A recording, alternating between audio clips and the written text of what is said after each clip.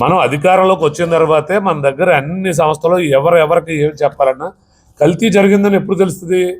మనం దాన్ని టచ్ చేసి అనుమానం ఉంది. అప్పటి వరకు అనుమానం చెప్తే అది మనం రుజువు చేయలేనప్పుడు ప్రజలు కూడా నమ్మరు.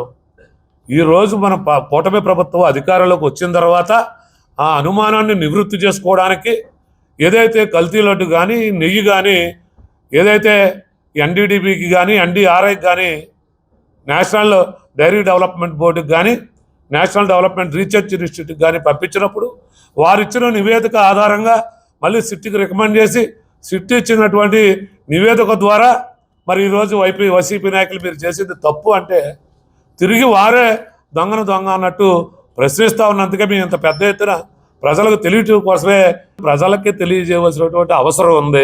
విషయం తెలియనివంటి వారు కూడా సిట్టు నివేదిక చదవకుండా, ఎన్డీడీబీ రిపోర్ట్ చదవకుండా, ఎన్డీఆర్ఐ రిపోర్ట్ చదవకుండా ప్రతి వైసీపీ నాయకుడు వచ్చి ప్రజల్ని ఇది కల్తీ జరగలేదనేటువంటిది పదే పదే చెప్తే ప్రజలు నమ్మేటువంటి ఆవశ్యకత ఉంది. కాబట్టి ప్రజలందరికీ తెలియజేయటం కోసమే ఈరోజు కూటమి పార్టీలన్నీ కూడా ఎవరైతే నాయకులు కానీ కార్యకర్తలు కానీ ప్రజలకి తెలిసే విధంగా మరి మేము ఎంత చెప్పినా ప్రజలకు చేరువవ్వాలంటే ప్రచార మాధ్యాలు ఉండాలనేటువంటి ఉద్దేశంతో ఈరోజు ఈ ప్రెస్ మీట్ ద్వారా ప్రజలకు తెలియజేయడం జరిగింది.